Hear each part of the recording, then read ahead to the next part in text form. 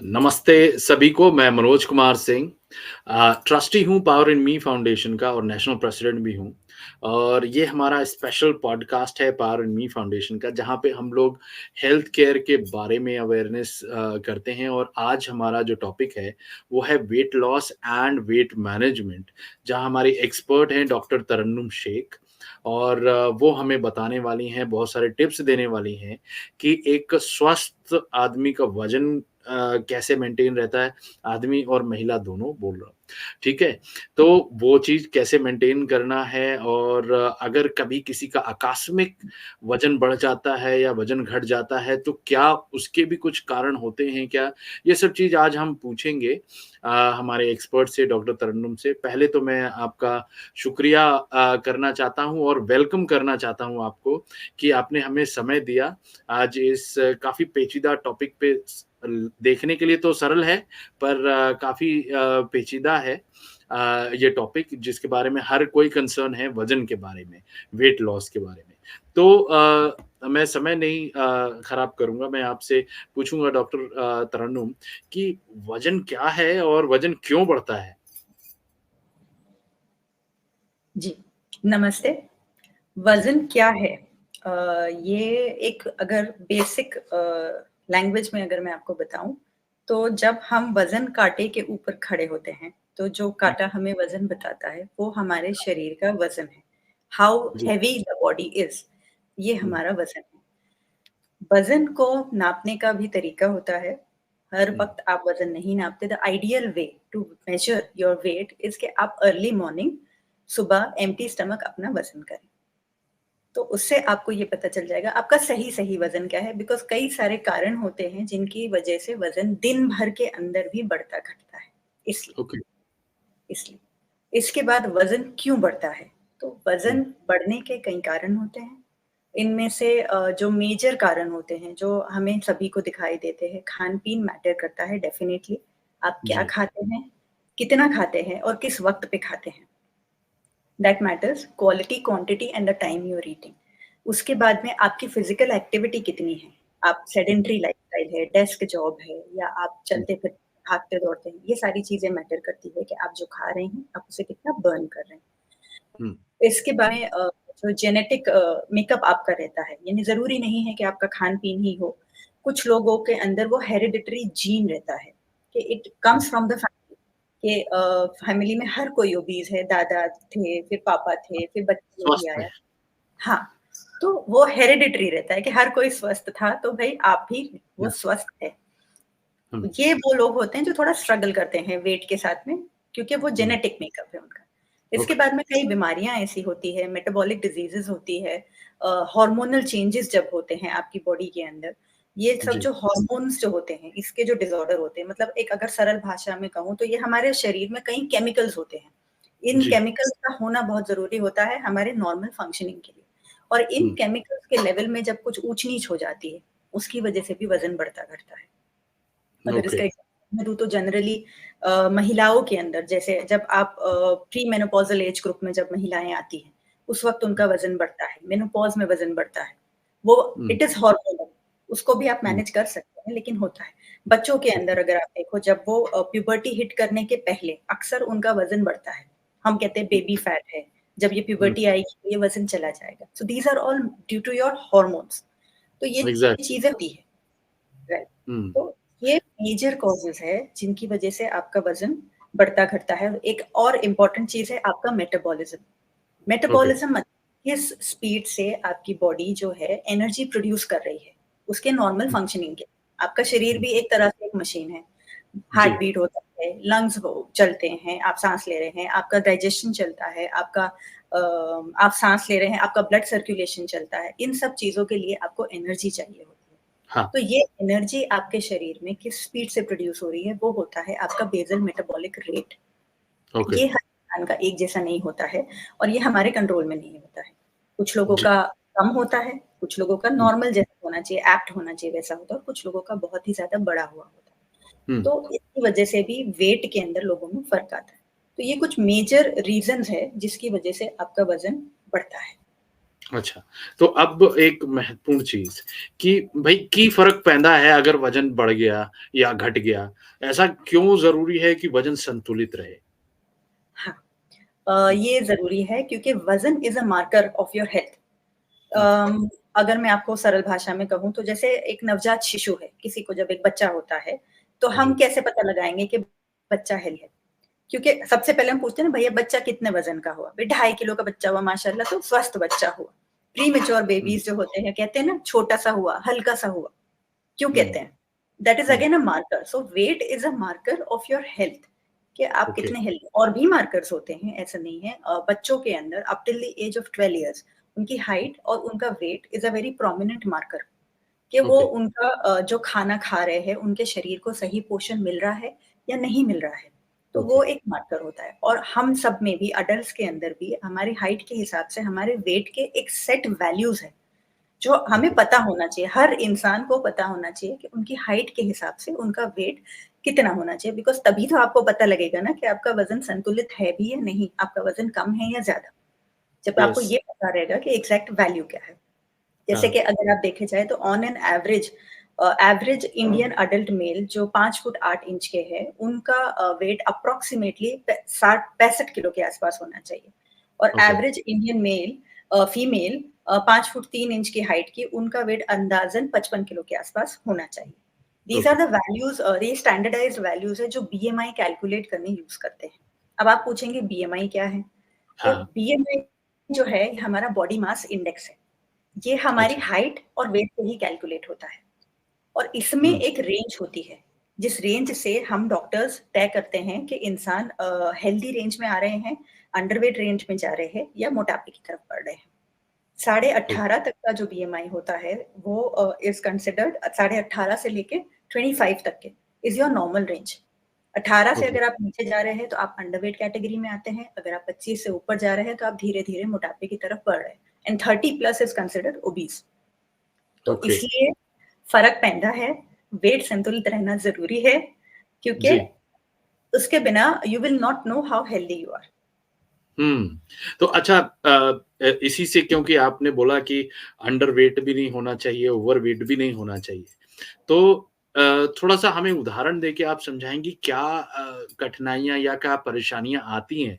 अगर व्यक्ति आपका 18 बीएमआई से नीचे है, अंडरवेट है और अगर वो आपने जैसे बोला ओबीस रेंज में है 30 के आस-पास है, तो क्या कठिनाइयाँ इन दोनों को झेलनी पड़ती हैं? कुछ तो हमें अंदाज़ा लगता है, पर जी। आप बेटर समझा सकते हैं हमें, तो थोड़ा-सा उदाहरण कुछ देके आप समझाइए कि अंडरवेट है कोई व्यक्ति अगर, तो उसको क्या दिक्कत हो सकती हैं? और जो अगर ओवरवेट पहुँच रहा है, तो उसको क्या कॉम्प्लिकेशन झेलनी पड़ सकती हैं, तो उन्हें सतर्क रहना चाहिए? राइट। इट्स लाइक दिस देखिए अगर जैसे मैंने बताया कि जो आप खा रहे हैं, डेली का आप एक इनटेक है आपका, तो वो जी। आपको कितना बॉडी आपकी यूज़ कर रही है, वो आपके वेट से आप तय करेंगे। So if hmm, you are underweight, it means that you are not eating properly hmm, और या तो फिर अगर आप ठीक से खा भी रहे हैं, तो there is some problem in your body आपके शरीर में या आपके डाइजेशन में, जो आपका हुँ, एब्ज़ॉर्प्शन सही नहीं हो रहा है। आप खा तो रहे हैं या आपका एब्ज़ॉर्प्शन सही नहीं हो रहा है या सिंपली जी, एब्ज़ॉर्प्शन भी हो रहा है, लेकिन बॉडी इतनी एनर्जी प्रोड्यूस कर रही है कि आपका वज़न नहीं बढ़ा, जो मैंने बताया था हाई मेटाबॉलिक रेट। अब ये जो एग्ज़ैक्टली, अंडरवेट होते हैं, generally they have problems with respect to immunity. Major okay, issues कम होते हैं, लेकिन इम्यूनिटी इनकी थोड़ी वीक रहती है, बीमार ज़्यादा पड़ते हैं। हाज़मे के साथ दिक्कत हो सकती है, ये चीज़ें हुँ, हैं और ये लोग नेचुरली बाय नेचर थोड़े से एंग्ज़ियस लोग होते हैं, एंग्ज़ायटी ओके, वाले। तो okay, again that affects the digestion and things like that. कभी-कभी it is also an indicator बहुत सीवियर केसेस में it is an indicator of eating disorders जैसे कि ओके, हाँ, तो ये भी हो सकता है कि बच्चे को या आपके पेशेंट है जिनका वज़न नहीं बढ़ रहा है, अगर बाकी सब कुछ ठीक है, तो आपको उनकी मेंटल स्थिति के अंदर भी जाना ज़रूरी है कि हो सकता है कि वो जानबूझकर they have a problem, they have an eating disorder और वो चाहते हैं कि वज़न कम ही रहे, घटता ही रहे। ओके, तो हुँ, ये it is a very wide topic sir, इसमें बहुत सारी चीज़ें आती हैं, मतलब वज़न कहने को एक छोटा-सा शब्द है, लेकिन वो सिर्फ़ एग्ज़ैक्ट आपके शरीर से नहीं जुड़ा है, वो आपकी सोच से जुड़ा है, वो आपकी हुँ, सोसाइटी से जुड़ा है, तो आपके ओवरऑल डेवलपमेंट से जुड़ा है।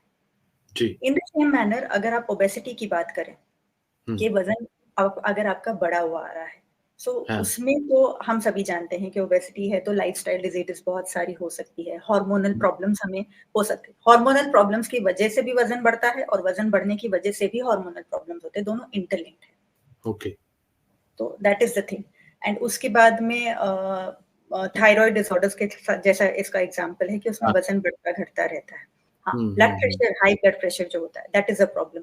इंक्रीज कोलेस्ट्रॉल लेवल्स, फिर वो मतलब वो एक वो कहते हैं ना साइकिल चलती जाती है, फिर हार्ट हुँ, डिजीजेस का प्रॉब्लम, ये सारी हाँ, चीजें। हाँ, तो hmm, and osteoarthritis of the knee joints particularly of the back, क्योंकि हुँ, आप वजन बढ़ गया है तो शरीर उस वजन को झेल नहीं पा रहा है, तो आपके जोड़ों हाँ, पर वजन आ रहा है। तो ये सब जो चीजें हैं, ये सब होती है। ब्रेथलेसनेस हो जाता है आपको, फिर रेस्पिरेटरी इश्यूज हो जाते हैं, मेंटल इश्यूज हो जाते हैं because you are obese for whatever reason. हो सकता है आप हाँ, कोशिश कर रहे हैं वजन घटाने की लेकिन हो नहीं रहा है। लेकिन सो as long as you are in the normal age range, in the hmm, normal BMI range, you are hmm, safe। आप नीचे हुँ। जाएं या आप ऊपर जाएं, आप बीमारियों को अपने शरीर की तरफ आकर्षित करते हैं। एग्ज़ैक्टली। और आपने जो ये वज़न बढ़ने पे नी जॉइंट्स और इन पे असर बताया, बैक पे असर बताया, तो एक्चुअली उससे हम कोरिलेट भी कर सकते हैं। ये नहीं कि सिर्फ़ वज़न बढ़ने का, पर क्योंकि जैसे आपको पता ही है कि मैं खुद भी ब्लीडिंग डिसऑर्डर हीमोफीलिया का पेशेंट हूँ जी, और हमारे इसमें सीवियर केसेस में स्पॉन्टेनियस जॉइंट ब्लीड्स होते हैं। मसल्स ब्लीड होते हैं जिससे जॉइंट्स वगैरह आप क्योंकि रिकरेंट ब्लीडिंग होती है तो उसकी वजह से जॉइंट्स वगैरह डैमेज हो जाते हैं हम्म, एंड कमजोर हो जाते हैं जॉइंट्स और मसल्स और टारगेट जॉइंट्स बन जाते हैं। तो अगर वजन बढ़ जाता है तो उसकी वजह से क्या है कि अगेन द ब्लीडिंग एपिसोड खासकर नी में और एंकल में वो ब्लीडिंग एपिसोड बढ़ रहा है, वजन करेक्ट, बढ़ रहा है तो यानी वो कोरिलेशन है। And at the same time जो हमें फैक्टर इंजेक्शन लगता है वो हमारे सिवियरिटी ऑफ ब्लीड और वजन के ऊपर भी निर्भर करता है। तो जी, यानी जितने ज़्यादा ओबीस हैं हम लोग अगर हीमोफिलिक है, उसका वज़न ज़्यादा है जैसे आपने बताया बीएमआई के हिसाब से वो ओबीस है, तो उसको एक तो फ्रीक्वेंट ब्लीड्स हो रही होंगी जॉइंट्स में करेक्ट, आपके नी में और आपके एंकल में। हो सकता है एकदम हिप जॉइंट्स में भी कई बार क्योंकि प्रेशर पड़ रहा है, जैसे आपने राइट, बताया और उसका फैक्टर रिक्वायरमेंट भी बढ़ जाता है।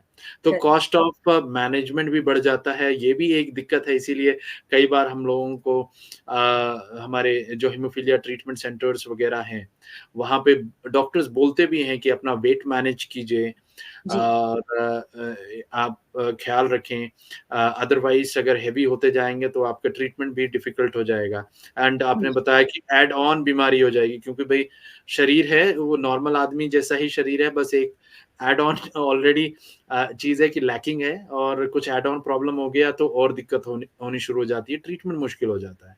तो ये करेक्ट, एक बहुत इम्पोर्टेंट चीज़ है जो आज आपने बताया, उम्मीद करता हूँ हमारे जो ऑडियंस होंगे, लिसनर्स होंगे एंड स्पेशली हमारे जो हीमोफीलिया के भाई-बहन होंगे, बंधु ब्लीडिंग डिसऑर्डर्स वाले, जिनको इस तरीके के ऑलरेडी जेनेटिक कंडीशन की वजह से प्रॉब्लम इश्यूज़ होते हैं। तो वो इस चीज़ को ध्यान रखेंगे। अच्छा तो अब मगर जैसे मैंने ये चीज़ उदाहरण दिया आपको, अब जैसे हमारा वज़न बढ़ गया, नी जॉइंट और एल्बो में हमारे इसमें एंकल में ब्लीड होता है। पर जी, अब ये है कि हमारा डाइट तो नॉर्मल है, जी, पर हमारा वज़न बढ़ रहा है। अब जैसे नॉर्मली जो 2 रोटी खाना, थोड़ा-सा चावल खाना, दाल सब्ज़ी खाना ये हम खाते हैं। पर जी, इसके इसके इतने में ही हमारा वज़न बढ़ जा रहा है। क्योंकि तो अब इसको और हम मूवमेंट उतना कर नहीं सकते। जैसे आपने बोला कि हमारी एक्टिविटी क्या है, कितना एनर्जी हमारा बॉडी यूज़ कर रहा है। अब हमें कई बार क्या है सिटिंग करना पड़ता है, बैठे रहना पड़ता है। क्योंकि हील हो रहा है, जब तक हील नहीं होगा जॉइंट तो आप ज़्यादा उसको वज़न जी, नहीं डाल सकते। तो ऐसे में वज़न मेंटेन करना हमारे लिए बहुत डिफ़िकल्ट होता है। तो ऐसे लोगों के लिए क्या सलाह है आपकी तरफ से कि हम अपना वज़न कैसे मेंटेन कर पाएँ? जहाँ पे हम फ़िज़िकल एक्टिविटी बहुत ज़्यादा नहीं कर सकते, कोई भी एक्स वाई ज़ेड रीज़न हो। हमारे साथ, मेरे साथ तो हमारा हीमोफीलिया की वज़ह से, जॉइंट ब्लीड की वज़ह से है। कोई और व्यक्ति है जो मान लीजिए एक्सरसाइज़ के लिए या फिर रनिंग के लिए, जॉगिंग के लिए टाइम नहीं निकाल पा रहा, कोई भी एक्स वाई ज़ेड रीज़न है। पर क्या हम अपने डाइट को अल्टर करके या डाइट में कुछ ऐसे फेर-बदल करके हम अपने वेट को कम कर सकते हैं या मैनेज कर सकते हैं? ऐसा कुछ है? हाँ, वो हो सकता है। It is a slow process, उसमें जी, बहुत पेशेंस चाहिए और पर्सिस्टेंस चाहिए। मतलब ऐसे नहीं जी, कि हाँ, मैंने 1 हफ्ता करके देख लिया, नहीं हो रहा है। You have to hmm, be very self conscious. आपको जी, खुद पता होना चाहिए कि आप क्या खा रहे हो, what's going inside your body and you have hmm, to be equally patient. Hmm, for the people जो कि जैसे आपने बताया कि आप फिजिकल एक्टिविटी आप नहीं कर सकते ज़्यादा फॉर व्हाटएवर रीज़न, आपको एग्ज़ैक्टली, हीमोफीलिया है, जॉइंट प्लीड है या कोई और कारण है, जो भी कारण है। So hmm, then you can go for a calorie deficit diet. हर ओके, बॉडी का एक कैलोरिक रिक्वायरमेंट होता है डाइट का, हुँ, हर हुँ, इंसान का होता है, according to hmm, the weight, according to other things. तो वो जो डाइट है, सपोज़ अंदाज़ आप पकड़ लीजिए कि आपको 2300 कैलोरीज़ का diet is ideal for your height and your weight. So what hmm, we'll do is हम उसमें से 500 कैलोरी माइनस कर देंगे। Okay, so we'll go for a calorie deficit. जैसे आपने बोला मैं वही खाना खा रहा हूँ, 2 रोटी, चावल, सब्ज़ी, दाल, ठीक है, आप वही खाना खाइएगा, लेकिन हम ये करेंगे कि हम उसको छोटे-छोटे मील्स में ब्रेक कर देंगे, पहली बात। दूसरी हुँ, बात हम फूड सब्स्टिट्यूट्स यूज़ करेंगे। जैसे कि आप रोटी खा रहे हैं, तो आप हुँ, गेहूँ की रोटी ना खाते हुए आप अपनी डाइट में आप वैरायटी लाएँगे। आप हुँ, मिलेट्स लेके आएँगे, जैसे कि बाजरा हुआ, जैसे कि रागी हुआ, हुँ, जैसे कि और भी इस तरह के जो मिलेट्स होते हैं, ज्वार हुआ, मक्का हुआ, हुँ, सीज़नल, लेकिन इट इज़ वेरी इम्पोर्टेंट कि इन चीज़ों को आप सीज़नल खाएँ। जिस हुँ, मौसम में जो चीज़ का सीज़न है, जैसे मक्का आम तौर पे ठंड में खाया जाता है, नॉर्थ इंडिया में, मिडल इंडिया में, मध्य जी, प्रदेश साइड पे सब। तो इस तरह से अपनी डाइट को आप ऑल्टर करें। उसके बाद में चावल आप ले सकते हैं। चावल का हुँ, ये है कि आप स्मॉल क्वांटिटी में लीजिए, लेकिन उसको पानी फेंक के जो चावल बनाते हैं, sometimes hmm, that can be done. It is not very healthy, but it can be done sometimes. उसके अलावा आपके डाइट में आप जो सब्जियाँ खा रहे हैं, आप उन्हें कैसे बना रहे हैं? They are not to be overcooked and they are not to hmm, be undercooked also. And okay, कम तेल मिर्च का खाना और हुँ, जो रॉ फूड है, मतलब complex carbohydrates, fruits and vegetables. देखिए आइडियली ये फंडा है कि हुँ, आपकी जो प्लेट होना चाहिए वो कलरफुल होना चाहिए। ओके, हाँ, जैसे कि 3 जैसे कि लाल, हरा, पीला, कम से कम 3-4 कलर आपकी प्लेट में सब्जियों के दिखना चाहिए, फ्रूट। जैसे कि मैं बता रही थी कि एक कैलोरी डेफिसिट डाइट होना चाहिए, जिसमें हम हमारे खाने की मात्रा को कम कर देंगे, that's one thing. Second thing जी, इज़ हम हमारे खाने को छोटी-छोटी मील्स में डिवाइड कर देंगे। हुँ, एक बार में पेट भर खाना नहीं खाना है, थोड़ी-थोड़ी देर में थोड़ा-थोड़ा खाना है। तीसरी जी, चीज़ हम फूड सब्स्टिट्यूट्स लेंगे।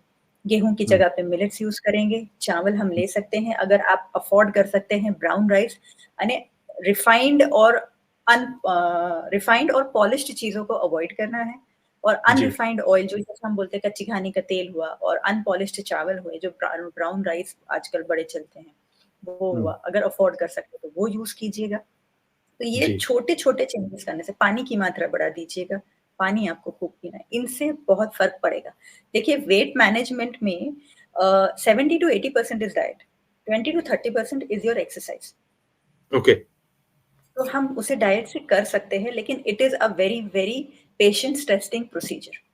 इसमें हुँ, कंप्लायंस बहुत ज़रूरी होता है, तो हम ये कर सकते हैं। ओके। ठीक है।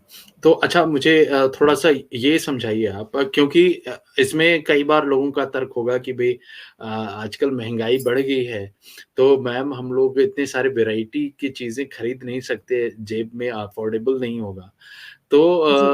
क्या इसके कोई कम महँगे सब्स्टिट्यूट हो अब क्योंकि हर कोई फल नहीं खरीद पा रहा है। लिटरली आज के समय में हम ये अगर देखें फल खरीद के अगर कोई खा पा रहा है तो वो एक तरह से बड़ा ही बात हो पा रही है एंड अलग-अलग तरीके के वैरायटी ऑफ सब्ज़ी भी हर कोई अफ़ोर्ड नहीं कर पा रहा है। क्योंकि सीज़न में कुछ काफ़ी कॉस्ट है, उन्हें किचन का बजट भी मैनेज करना है। तो कुछ ऐसे टिप्स हो सकते हैं क्या कि भई कुछ ऐसी सब्जियाँ या ऐसे सैलेड वाले चीज़ें जो हम अपने घर में भी उगा सकते हों, अपने गार्डन के अंदर ऐसा कुछ किचन गार्डन वगैरह कर सकें थोड़ा बहुत भी जगह है तो उसको यूज़ कर सकें। ऐसे कुछ चीज़ें जो आप हमें बताना चाहें कि इन चीज़ों को तो आप अपने घर पे भी उगा के खा सकते हो भाई, इसके लिए खर्चे का कोई दिक्कत नहीं है। तो ऐसे कुछ चीज़ें आप अगर हमें बताएँ कि we can grow at home क्योंकि वो फिर तो गार्डन टू सीधे किचन होगा, वो अपना खुद का ऑर्गेनिक उगा सकता है आदमी, टेंशन नहीं कि केमिकल पेस्टिसाइड है या उसमें क्या चीज़ें डली हैं। तो कुछ चीज़ें जैसे गाजर, मूली वगैरह मेरे ख़्याल से और क्या हो सकता है? देखिए बेसिक जैसे जो ग्रीन लीफी वेजिटेबल्स है, जैसे कि पालक जी, हुआ, मेथी हुआ, हाँ, हुँ, कोथिमीर है, पुदीना है, हरी हाँ, मिर्च है, टमाटर है, ये चीज़ें जो हैं, अगर आपके पास जगह है घर में और अगर जगह ना भी हो, तो हुँ, ये चीज़ें आप पॉट्स में भी उगा सकते हैं। ये चीज़ें ऐसी एग्ज़ैक्टली, हैं, ये बड़ी आसानी से घर के अंदर उग जाती है and these are very nutritious, very rich in hmm, iron, rich in protein, rich in your vitamins and minerals और ये सीधा आपके आपके पॉट से, आपके गमले से आपके किचन में आएगी। इनको हुँ, थोड़ी-सी केयर की ज़रूरत होती है, ऐसा भी नहीं कि you have to give them a lot of fertilizers या उनका बहुत ध्यान रखना होता है। बस आपको थोड़ा-सा उनको पानी देना है रेगुलरली, उनको धूप-छाँव जी, का ध्यान रखना है, हरी मिर्च बड़ी आसानी से उग जाती है, मीठा नीम उग जाता है, मेथी उग जाती है।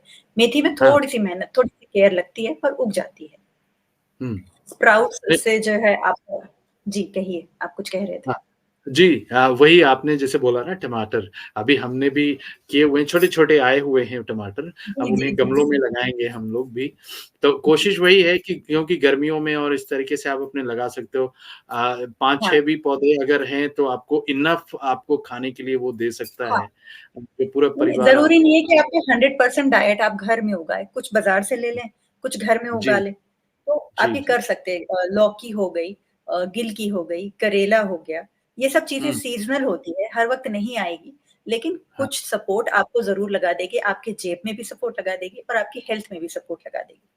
और एग्ज़ैक्टली। जहाँ तक हाँ, फ्रूट्स की भी अगर आप बात करें तो सीज़नल फ्रूट्स अगर आप खाएँगे, सीज़न के हुँ, तो वो उस वक़्त महँगे नहीं होते। अगर आप कोई एक्सोटिक फ्रूट्स के लिए जाएँगे और आउट ऑफ सीज़न के लिए जाएँगे, तो वो जी, महँगे जी। रहेंगे।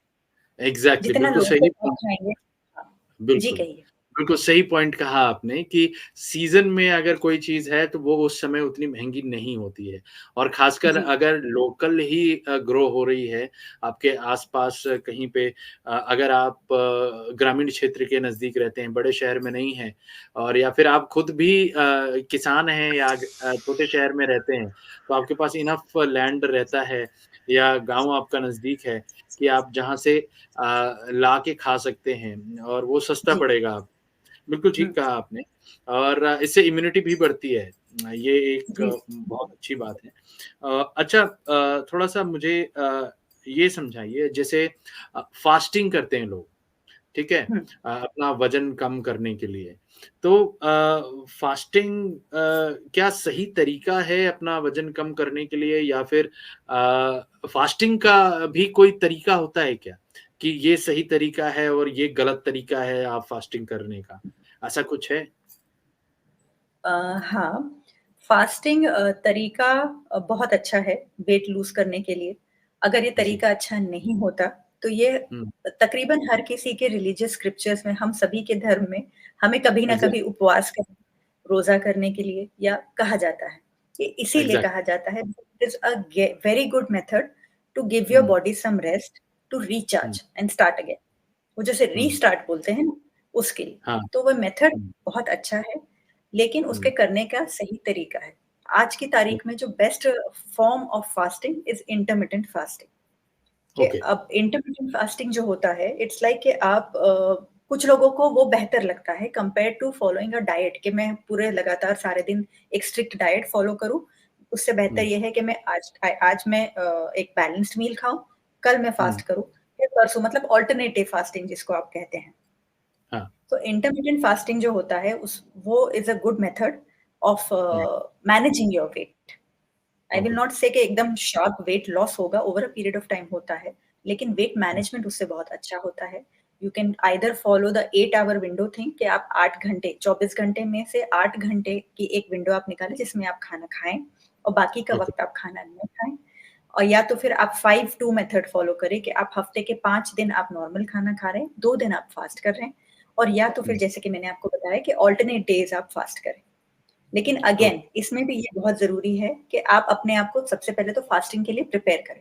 जैसे आपको पता हुँ, है कि मैं नेक्स्ट वीक से या नेक्स्ट मंथ से I am going to start intermittent fasting या in fact even if you talk about religious fasting कि अगर आपकी हुँ, नवरात्रि आ रही है या हमारे रमज़ान आ रहे हैं, so what you hmm, have to do is कि आप अपनी मील्स को लाइट करना शुरू कर दें। ओके, जो है अगर आप लाइट कर रखेंगे अपना मील्स को, so you will get in the habit कि हाँ मुझे कम खाना खाना है, body will also get in the habit. आप एक आध मील को कम कर, that is what I was saying कि अपना आप अपने आप को प्रिपेयर करें, अपनी बॉडी को प्रिपेयर करें फास्टिंग के लिए। उसके बाद you start your fasting routine. And the days जिनमें आप फास्ट नहीं कर रहे हैं, उसका मतलब ये नहीं है कि भाई अब तो पार्टी है, आज फास्ट नहीं हाँ, करना है तो खूब खाओ, ये नहीं हाँ, करना। उसमें हुँ, भी आप इस चीज़ का ध्यान रखिए कि आप अपनी जो बैलेंस्ड मील है, जो खाना आप नॉर्मली खाते हैं, उसी को खाएँ। तो जी, ताकि बॉडी शॉक पे ना तो शॉक के अंदर जाए, ना शॉक से बाहर आने में उसे ऐसा अजीब लगे। एंड उसके जो लॉन्ग टर्म रिजल्ट्स होते हैं, वो बहुत अच्छे होते हैं। दैट इज़ ओके, कॉल्ड, जिसको हम कहते हैं कि सस्टेनेबल वेट लॉस। देखिए, हुँ, वज़न घटाना बहुत आसान है। अगर आप एक बहुत ही कैसे कहूँ मैं कि एक रैपिड तरीके से आपको वज़न घटाना है कि मैंने कार्बोहाइड्रेट्स खाना को टोटली छोड़ दिए, मैं तो सिर्फ़ प्रोटीन्स खाऊँगा, या मैं तो सिर्फ़ सैलेड्स खाऊँगी, या मैं डिटॉक्स डाइट पर जाऊँगी। You will hmm, lose weight. ऐसा नहीं कि आप वज़न नहीं लूज़ करेंगे, लेकिन the moment you come back to your normal diet, you will put on weight again. तो वो ओके, हमें नहीं चाहिए। वो हमारी बॉडी के साथ में हेल्दी तरीका नहीं होता है, हमारी बॉडी शॉक में जाती है। तो इट इज़ हुँ, इम्पोर्टेंट कि आप आराम से तसल्ली से वज़न को लूज़ करें और उसे जी, उसको घटा ही रहने दें, वो फिर वापस नहीं आना चाहिए वज़न को। ओके, बिल्कुल, उसको आप बैलेंस कर लें और फिर राइट। टोनिंग अप एक्सरसाइज़ और हाँ, ये कुछ चीज़ें कर लें जिससे बेसिक वॉकिंग से आप स्टार्ट कर सकते हैं कि डेली हाफ एन आवर आप वॉक करें। वॉकिंग के बाद यू कैन, जब बॉडी को उसकी आदत हो जाए, तो then you can go for toning up exercises, weight training घर पे बॉडी वेट ट्रेनिंग से भी हो जाती है। ज़रूरी नहीं कि आपके पास डंबल्स हो या बड़े-बड़े इक्विपमेंट्स हो, you can do it at home. Okay, ठीक है। अच्छा कुछ सवाल जैसे मैं प्योर वेज हूँ, मैं सारा चीज़ सिर्फ़ वेज खाता हूँ। कुछ जी। लोग भैया कार्निवोर होते हैं, मैं उन्हें नॉन-वेज भी नहीं कहूँगा। ठीक है, वो उन्हें हर दूसरे-तीसरे दिन कुछ न कुछ नॉन-वेज खाने की इच्छा होती है। ऐसे हैं कई लोग मेरे जान-पहचान में, जी, कि जी। भई उनको ये लगता है कि यार नॉन-वेज नहीं खाया तो ज़िंदगी पूरी नहीं होती है उनकी। तो कुछ लोग रोज़ ऐसे भी लोग नॉन-वेज खाते हैं। बिल्कुल, तो अब जी। ऐसे में क्या है कि एक वेजिटेरियन आदमी जिसका वज़न बढ़ा हुआ है और एक नॉन वेजिटेरियन आदमी जिसका वज़न बढ़ा हुआ है। अब इन दोनों को कैसे क्या करना चाहिए कि उनका वज़न जो है बैलेंस में आ जाए? Hmm, again the same thing, diet का जो है, वो तो जी, सेम ही रहेगा कि आपको एक बैलेंस डाइट फ़ॉलो करनी है। और जी, आप वेजिटेरियन हो या आप नॉन वेजिटेरियन हो, सिर्फ़ क्या रहता है कि if you are a non vegetarian, तो प्रोटीन का सप्लाई थोड़ा आसानी से मिल जाता है। बिकॉज़ जो नॉन वेजिटेरियन फूड होता है, पर्टिकुलरली हुँ, जो व्हाइट मीट जिसे कहते हैं, जैसे कि चिकन हो गया और हुँ, फिश हो गया, हुँ, ये हमें काफ़ी आसानी से प्रोटीन देता है, हाई क्वांटिटीज़ में प्रोटीन देता है। वो एक जी, स्ट्रगल रहता है एक वेजिटेरियन व्यक्ति के लिए, हुँ, प्रोटीन में। लेकिन there hmm, are rich sources of protein vegetarian खाने में भी, जैसे कि राजमा जो है हमारा घरेलू rajma, it is a hmm, very rich source of protein. आसानी हुँ, से मिलता है, सस्ता भी होता है और प्रोटीन के अलावा हमें फाइबर भी देता है, हमें आयरन भी देता है। इट इज़ वेरी जी, गुड फॉर द बॉडी। इसके अलावा जो हमारे ग्रीन लीफी वेजिटेबल्स होते हैं, they give hmm, you protein apart from vitamins and minerals. इसके ओके, अलावा ब्रोकली हो गया, कॉलीफ्लावर हो गया, पत्ता गोभी, फूल गोभी, हुँ, हरा फूल गोभी, ये सारी चीज़ें जो होती है वेजिटेरियन सोर्स ऑफ प्रोटीन है। These are very good food items for vegetarian people to eat. इसके ओके, अलावा दूध, हुँ, दूध विल गिव यू कैल्शियम, दूध विल गिव यू प्रोटीन। दूध या दूध के जो पदार्थ है, दही हो गया, हुँ, पनीर हो गया, हुँ, सोयाबीन हो गया, सोया के जो पदार्थ, सोया से जो पदार्थ बनते हैं, ये सब चीज़ें जो है, they will help you in giving you everything. मतलब ये फाइबर भी आपको दे देंगे, ये आपको एनर्जी भी दे देंगे, ये आपको प्रोटीन भी दे देंगे। और मैं फाइबर की बात बार-बार इसलिए कर रही हूँ, बिकॉज़ जी, fibre is essential to raise your metabolism. जो हुँ, खाना बॉडी को हज़म करने में मेहनत लगती है, उस हुँ, खाने से एनर्जी ज़्यादा बर्न होगी और वो आपका वेट लूज़ करने में मदद करेगा। ओके। तो इसलिए हमें फाइबर की मात्रा अच्छी होना चाहिए, हर मील के साथ में होना हाँ। चाहिए। That's important. Okay, okay. अब जैसे कुछ लोगों को ऑलरेडी कोई कंडीशन हो, प्री मेडिकल कंडीशन है। एक तो मैंने राइट। उदाहरण दिया हमारे जैसा कि हुँ, ब्लीडिंग डिसऑर्डर है और जॉइंट्स वगैरह कमज़ोर हैं। अब हाँ, जैसे कुछ और जो कॉमन है, ऐज के साथ भी लोगों में आते हैं, that is arthritis, right. Right? उसकी वजह से भी जॉइंट्स में उनको प्रॉब्लम होती है एंड हुँ, उससे भी उनका वज़न अगेन सिमिलर हो जाता है कि मोबिलिटी रिड्यूस हो गई तो उनके वजन इंक्रीज हो जाता है। पर इन्फ्लेशन टाइप कंडीशन होता है आर्थराइटिस में। तो अब ऐसे में आप ऐसे लोगों के लिए क्या करेंगे? क्योंकि कुछ डाइट में हो सकता है कुछ प्रिकॉशन लेना ज़रूरी हो, और जैसे कुछ लोगों को हम ये देखते हैं कि यूरिक एसिड बढ़ जाता है। जी, जी, उसके वजह से भी अब उनको, क्योंकि अब यूरिक एसिड बढ़ जाता है तो स्वेलिंग जैसे कंडीशन पैरों में और इस तरीके से होता है। अगेन मोबिलिटी रिड्यूस, ठीक है? तो ऐसे लोगों के लिए डाइट में क्या चेंजेस होने चाहिए या उन्हें क्या ध्यान देना चाहिए? एंड सबसे इम्पोर्टेंटली जो लास्ट मैं पूछना चाहूँगा कि कब हमें ये स्ट्रॉन्ग रेड फ्लैग है कि भाई अब खुद से डॉक्टर नहीं बनना है, खुद से ज़्यादा मत सोचो, डॉक्टर के पास चलो, डॉक्टर से सलाह लो। सो ये मेरे सवाल हैं थोड़े। जी। आपके जी, सवाल को मैं 2 हिस्सों में बाँट दूँगी। जी, जी, पहला जी। सवाल ये है कि आर्थराइटिस अगर है आपको, तो उसमें हुँ, हम डाइट को कैसे मैनेज करें? दूसरा सवाल ये है कि कब हमें डॉक्टर के पास जाना चाहिए? इवन जी, for a normal person and for a person with a health disorder, ठीक है? जी, तो जी। आर्थराइटिस की अगर हम बात करें, तो आर्थराइटिस के 3 मेजर प्रकार होते हैं। यूँ तो कई टाइप के होते हैं, लेकिन जो 3 हम कॉमनली देखते हैं, एक होता है रूमेटॉइड आर्थराइटिस, जो कि एक हाँ, ऑटो इम्यून डिसऑर्डर होता है, जिसमें भी स्मॉल जॉइंट्स अफेक्ट होते हैं, उसमें हाँ, स्वेलिंग्स आती है, ठीक है? हुँ, एक होता है जिसे आपने गाउट बताया, that is also hmm, a very common disorder. वो हुँ, उसमें भी स्मॉल जॉइंट्स इफेक्ट होते हैं, उसमें स्वेलिंग आ जाती है और तीसरे होते हैं ऑस्टियोआर्थराइटिस जो कि एज और वेट रिलेटेड डिसऑर्डर है, जी, ठीक है? अब ये तीनों आर्थराइटिस के अंदर वेट को कंट्रोल करना ज़रूरी है, डाइट को हुँ, कंट्रोल करना ज़रूरी है। वेट जी, ऑस्टियोआर्थराइटिस में कंट्रोल करना ज़्यादा ज़रूरी है।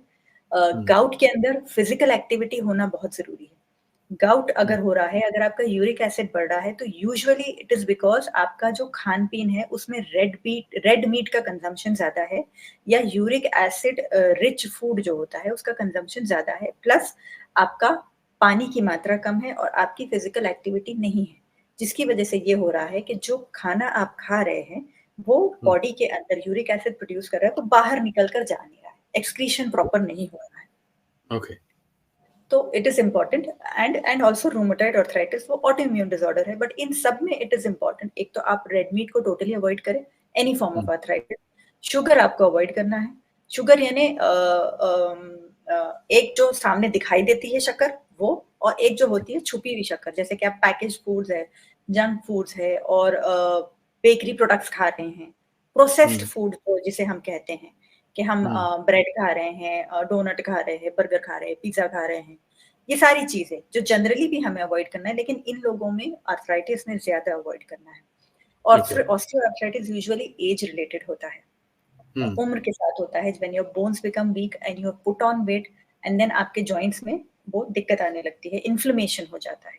हाँ, तो इसके अंदर भी again sugar plays a very major role, शक्कर हमें अवॉइड करना है, बिकॉज़ शक्कर जी, जो है इन्फ्लेमेशन को बढ़ाती है, प्रोसेस्ड हुँ, फूड हमें अवॉइड करना है और हुँ, जैसे कि मैंने कहा रेड मीट अवॉइड करना है, पानी ज़्यादा पीना है और उसके अलावा जो बैलेंस डाइट जो इंस्ट्रक्शंस मैंने आपको अभी थोड़ी देर पहले भी दिए थे, उसको अगर जी, आप फॉलो करेंगे so it will really help in maintaining a balance in maintaining your weight and it is important कि आप डॉक्टर की सलाह वक़्त-वक़्त पर लेते रहें फॉर योर हुँ, इन्फ्लेमेशन।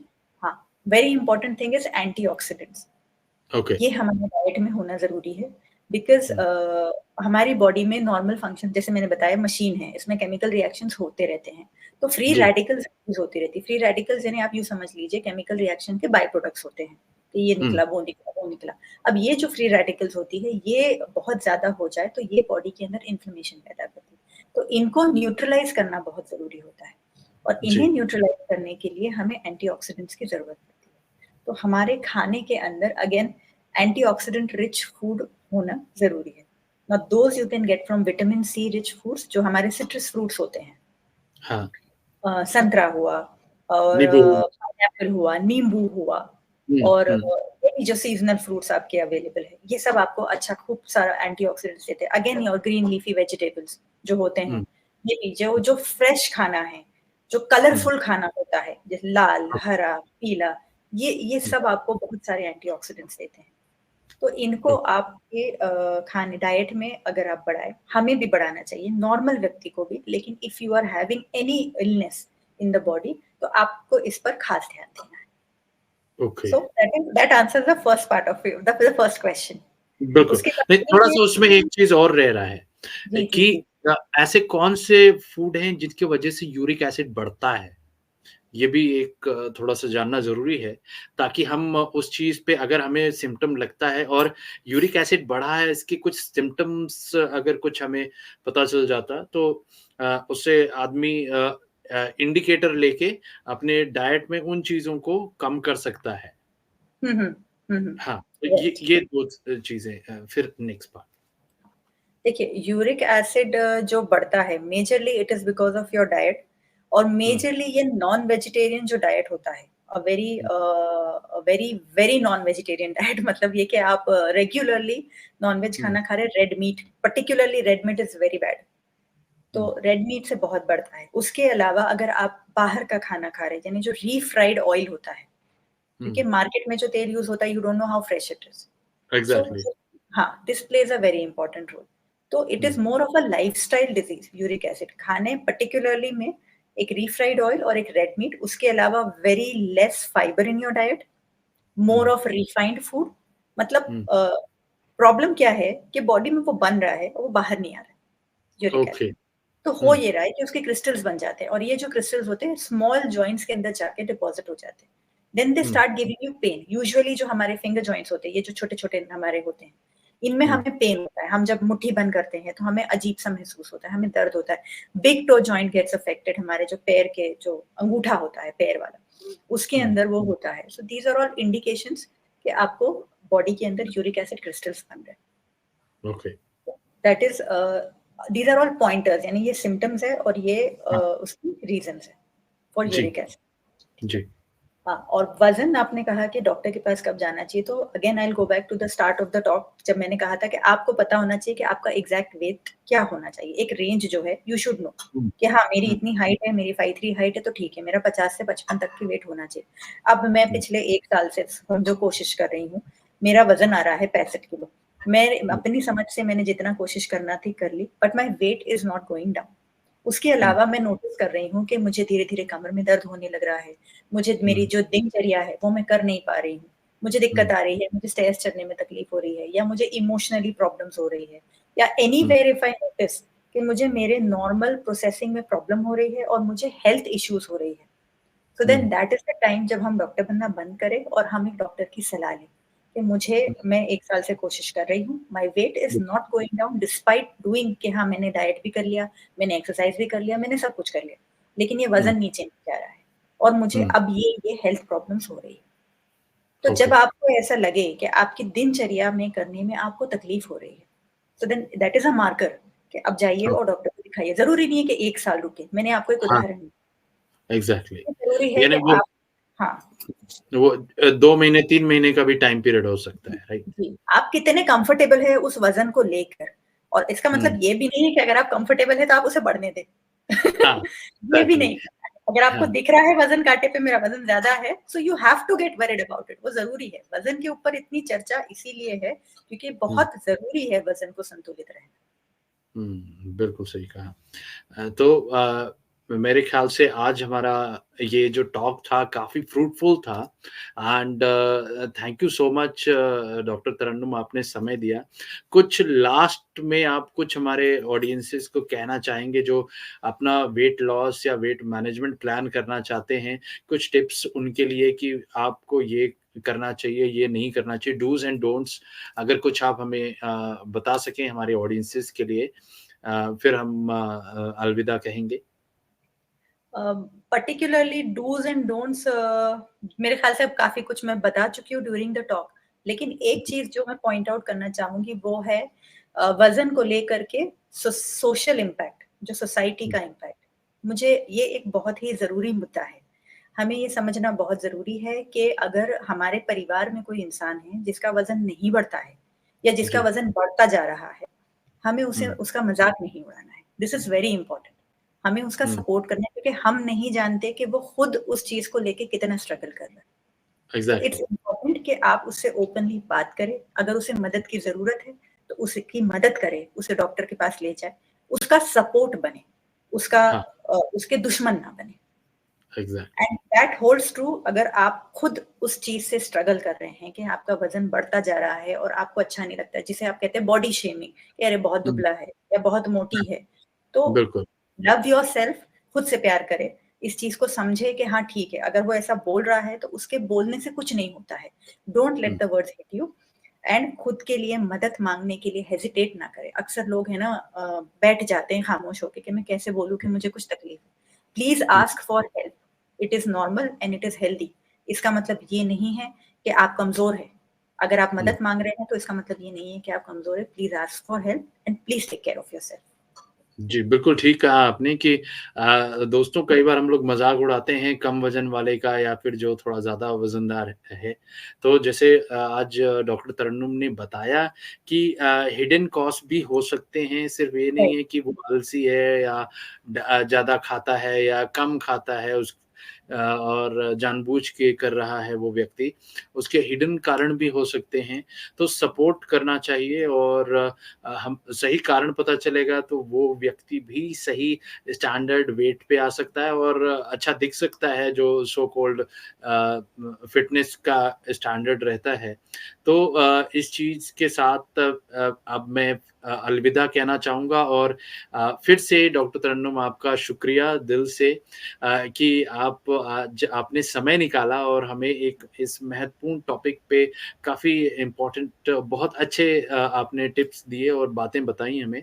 उम्मीद करता हूँ हमारे ऑडियंसेस को इससे फ़ायदा पहुँचेगा और वो अपने डाइट में ही थोड़ा बदलाव करके अपना वेट मैनेज कर पाएँगे और वेट लॉस कर पाएँगे। ज़्यादा कॉम्प्लिकेशंस हो तब डॉक्टर के पास पहुँच जाइए, ज़्यादा खुद से डॉक्टर नहीं बनिए। मूल मंत्र ये मुझे मिला यहाँ से और thank you once again. Thank you.